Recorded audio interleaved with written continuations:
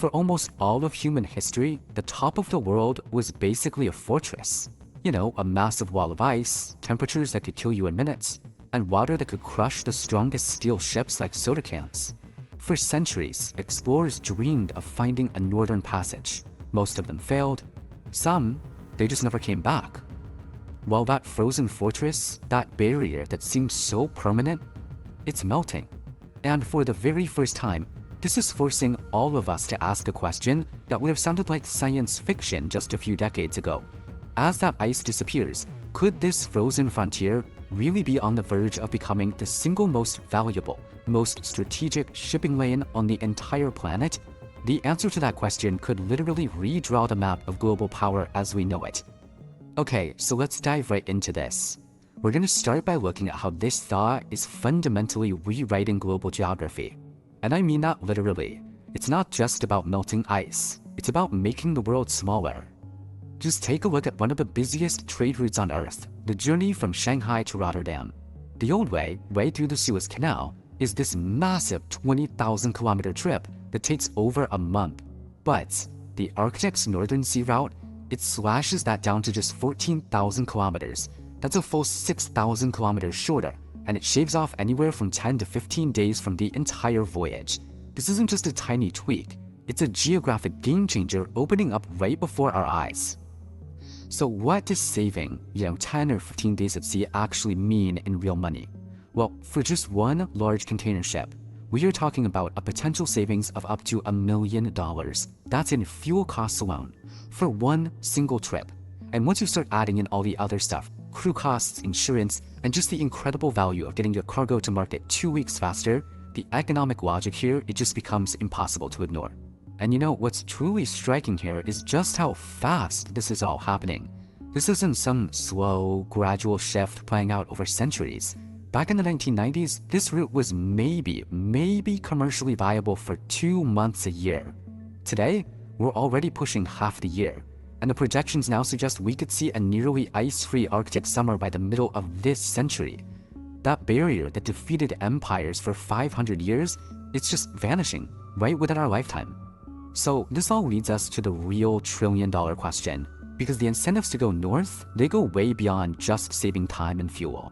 We're talking about a potential structural realignment of global trade itself. Think about this. The Asia-Europe trade corridor is worth over $700 billion every single year. That's about a fifth of all global maritime cargo. So let's be absolutely clear, we're not talking about some niche little shipping lane here. We are talking about rerouting a massive chunk of the global economy's lifeblood. And the current system, it's actually surprisingly fragile. The traditional routes have to squeeze through these narrow geopolitical choke points, the Suez Canal, the Strait of Malacca, and we all remember what happens when one of those choke points gets blocked, right? The Ever Given in 2021, it halted nearly $10 billion of trade per day. Now add on top of that, constant traffic jams, piracy risks, and political instability, and what you've got is a system with some really deep fundamental vulnerabilities. So how does the Arctic route stack up against all those risks? Well, instead of those tiny choke points, you have this huge open passage. Instead of bumper-to-bumper traffic, you've got a low-traffic alternative, at least for now. And piracy, frankly, the harsh environment itself is a pretty powerful deterrent. The biggest strategic advantage is simple. It offers another option.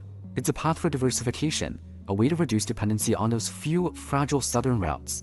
So how much trade could actually shift north? I mean, how real is this? Well, even conservative estimates are projecting 5 to 10% by 2030, and that alone represents tens of billions of dollars. More optimistic scenarios, they see that number climbing as high as a quarter of all Asia-Europe trade by 2040. So yeah, this is no longer some distant possibility, it's an emerging probability. And of course, this kind of massive economic shift inevitably sets the stage for a new kind of geopolitical competition, because whenever a vast, valuable new territory opens up on the map, the question immediately becomes, who gets to control it? Well, if you just look at a map, the incumbent power here is without a doubt Russia. With over 24,000 kilometers of Arctic coastline, the Northern Sea Road is pretty much in its backyard. It's got the world's largest fleet of icebreakers, some of them are nuclear-powered, and it's pouring billions into new ports and military bases.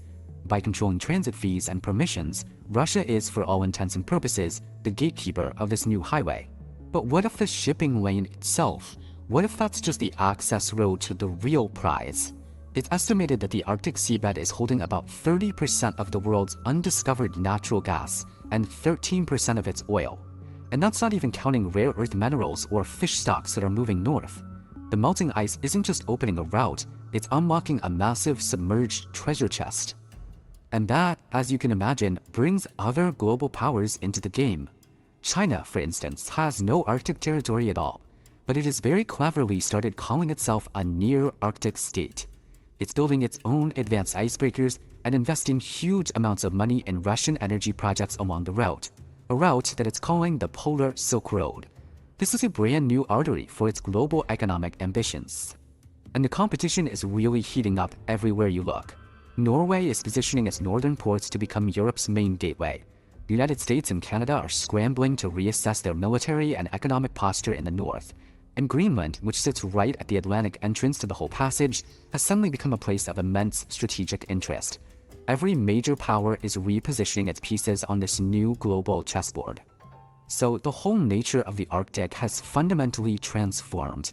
What was, for all of human history, a desolate, frozen wilderness is becoming right now a bustling corridor of commerce and competition. The routes are opening up. The resources are becoming accessible. The great powers are all moving in. And all of this leaves us with one final profound question to think about. What happens to the rest of the world when the map itself changes? For literally thousands of years, the top of our world was a barrier, a vast white frozen wall of ice. Well, that wall is now coming down. What was once the stuff of legend, a dream for old world explorers, is now becoming a seasonal reality. A new ocean is literally emerging at the top of the world, unlocked by our warming climate. And the pull, the economic lure here, it's immense. We're talking about a shortcut between Asia and Europe that could slash shipping times and potentially save an estimated $20 billion a year, every single year. But here's the thing, we've seen this movie before. Throughout history, whenever a valuable new piece of geography opens up, a very predictable pattern starts to play out. Yup, history tells us exactly what comes next. Competition. A race for influence, for resources, and for control. So let's get into it. Welcome to what's being called the new great game. Alright, first things first, we need to get a handle on the players and the board itself. Because the Arctic, well, it's not some empty void. It's more like a complex chessboard with a whole web of overlapping interests and, you guessed it, international law. Okay, so the starting point for all of this is something called the Exclusive Economic Zone, or EEZ for short. Basically, international law says that the 8 nations with Arctic coastlines get special rights to all the resources up to 200 nautical miles out. But what about beyond that? Well, technically, that's supposed to be international waters. But of course, it's never that simple, right? There's a catch. A country can actually claim the seabed way beyond its EEZ, if they can prove their continental shelf extends out that far. And this has kicked off a frantic race of competing geological surveys, creating this messy spider web of overlapping claims. For example, Canada says the Northwest Passage is theirs, internal waters, but the US and EU argue no way, it's an international street. And that difference, it determines who controls one of the most valuable passages in the world. And make no mistake, this is not just some sleepy legal debate happening in a courtroom somewhere. We're talking about real moves on the board. In 2007, Russia dramatically planted a flag on the seabed at the North Pole. Since then, it's been systematically reopening and upgrading old Soviet military bases. NATO, in response, has been running massive military exercises. And that talk of the US wanting to buy Greenland a few years back, that wasn't just a bizarre headline. It was a clear signal of just how strategically valuable this region has become.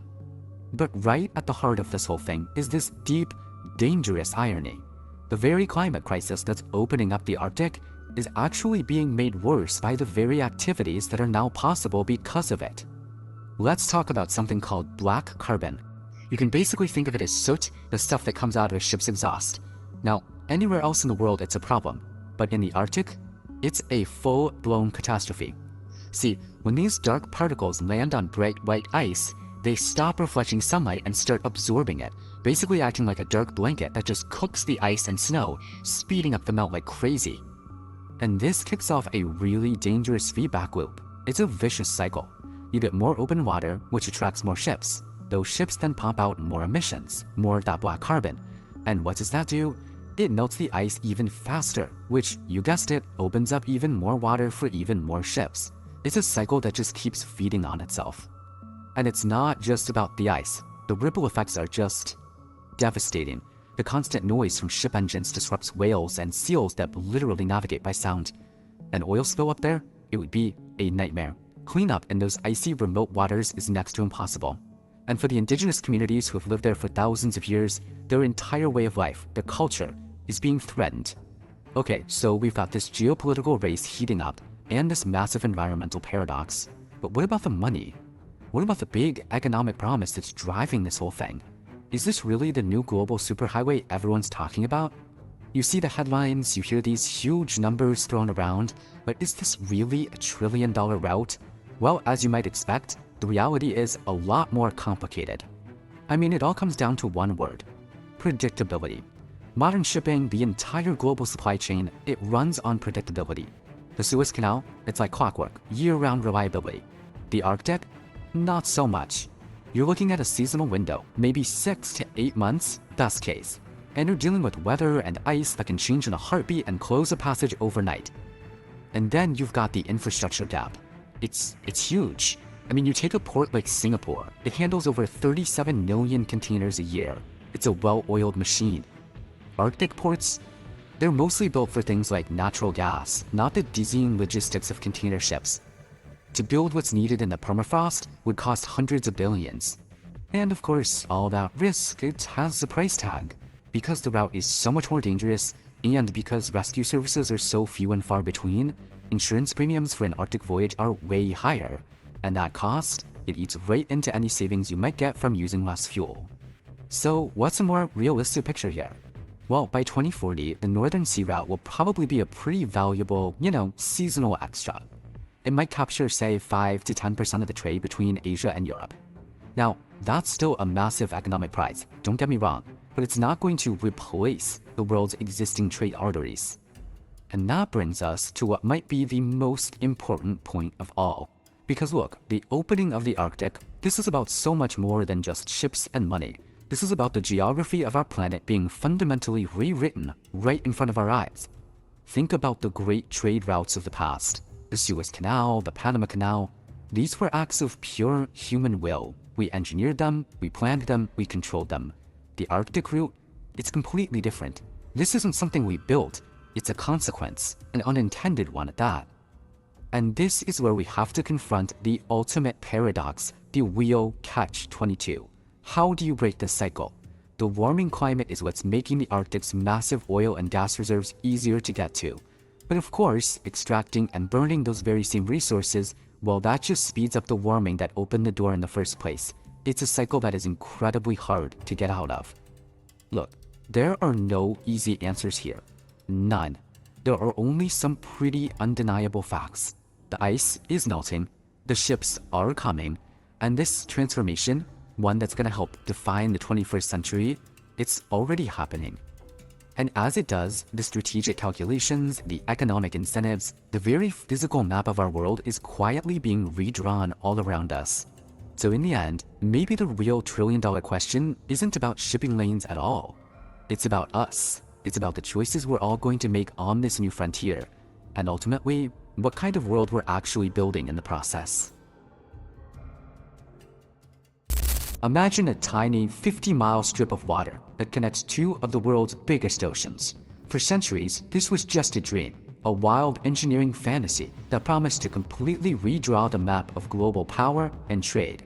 Well, this is the story of how that dream became, without a doubt, the most important 50 miles of water on the entire planet. So, before this shortcut existed, if you wanted to get a ship from the Atlantic to the Pacific, you had to take an 8,000-mile detour. That meant sailing all the way down and around the very bottom tip of South America. And look, this wasn't just a long trip, it was a complete gamble. You were battling the infamous Cape Horn, which meant violent storms, massive rogue waves, even icebergs.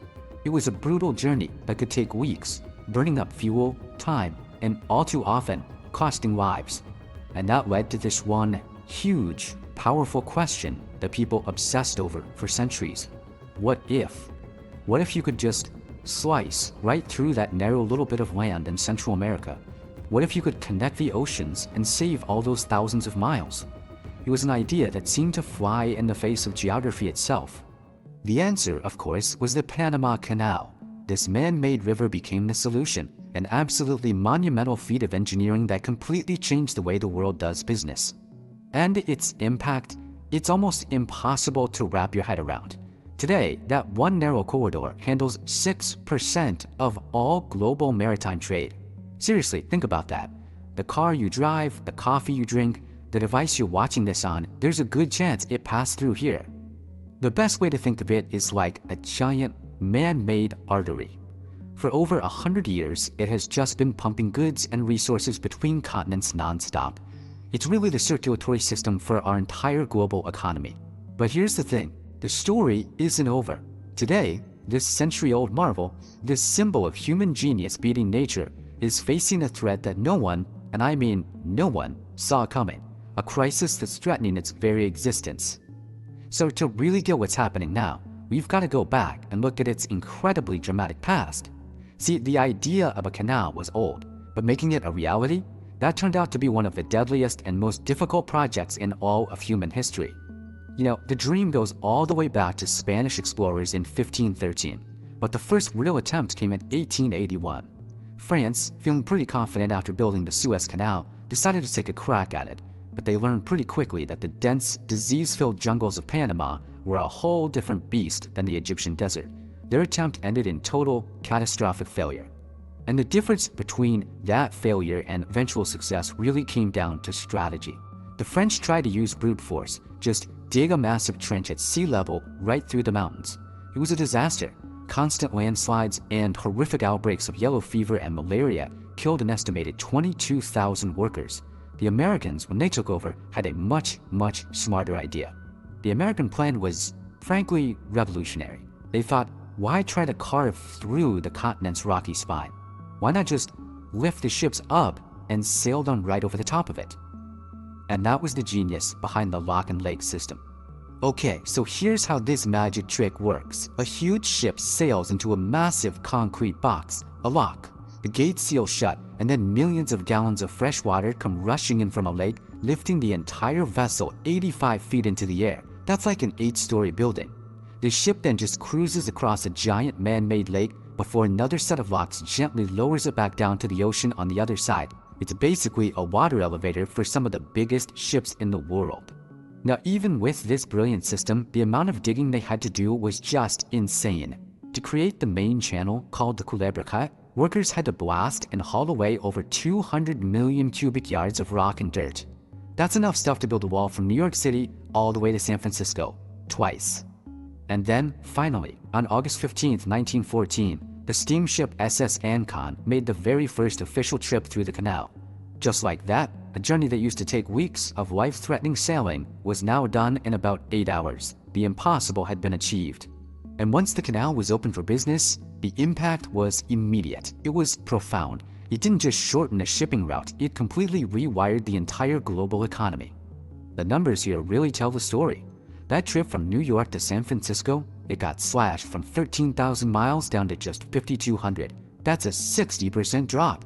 The savings in time and fuel were so massive, it opened up global trade in a way no one had ever seen before. Pretty quickly, the canal became something the world couldn't live without. Today, over 14,000 ships depend on it every single year. It's just this constant 24/7 parade of cargo moving in both directions. And the value of all that stuff? It's almost hard to believe.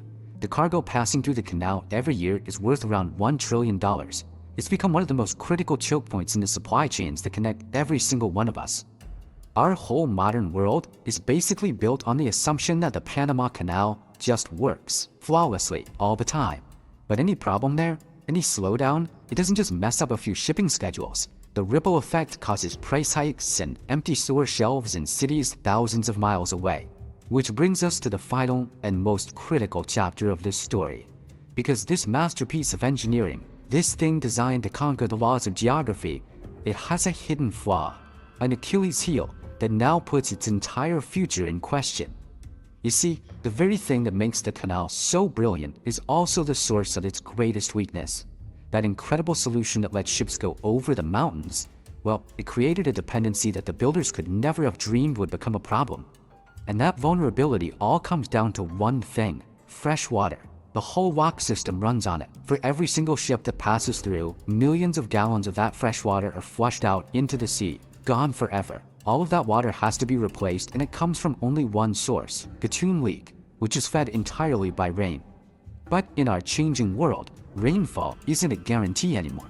Long, severe droughts are hitting the region more and more often, and that's causing the water level in Gatun Lake to drop to crisis levels. And the equation is simple: no water means no canal. And that leaves us with a terrifying question for our time. The canal's builders beat mountains, jungles, and disease to create this thing, but they never planned for a world where it might not rain enough. So what happens to all of us when the great artery of global commerce starts to run dry? For over a century, the Panama Canal has been this incredible monument to human ingenuity. It's a testament to our power to literally reshape the planet, carving a path between oceans to fuel global trade. It was seen as a total victory of engineering over nature. It opened way back in 1914, and ever since, it's been so much more than just a waterway. It's been a powerful symbol of reliability. I mean, this 50-mile shortcut sliced 8,000 miles of shipping routes. It quickly became an absolutely indispensable artery for the world economy. Just stop and think about that for a second. 6% of all global maritime trade funnels through this one single choke point. The grain that feeds nations, the energy that powers our cities, a huge chunk of it flows right through here. So what happens if this titan of concrete and steel, this marvel of human will, comes up against a challenge it was never, ever designed for? A force it can't just conquer. Well, that's precisely what's happening. The Panama Canal is facing a genuine existential threat. And it's not from a rival nation or some economic collapse, but from the one resource that gives it life: its own water. Now, to really understand the depth of this crisis, we have to take a quick look at how this century-old marvel actually works, because its very genius is also, it turns out, its greatest vulnerability. It all comes down to the water. See, the heart of the entire operation is Gatun Lake. It's this massive artificial reservoir that was created by damming a river. It's 85 feet above sea level, and that height, that's the whole key. The entire canal is powered by nothing more than gravity, using fresh water from this lake as its fuel. And the process is actually elegantly simple. A lock chamber fills up with water from the lake, which lifts a massive ship up. The ship sails into the next chamber, and so on. And then once the ship reaches the other side, all of that water is just drained out into the ocean. It's a one-way trip for the water. And here is the absolutely crucial point. Every single ship that passes through uses 52 million gallons of fresh water.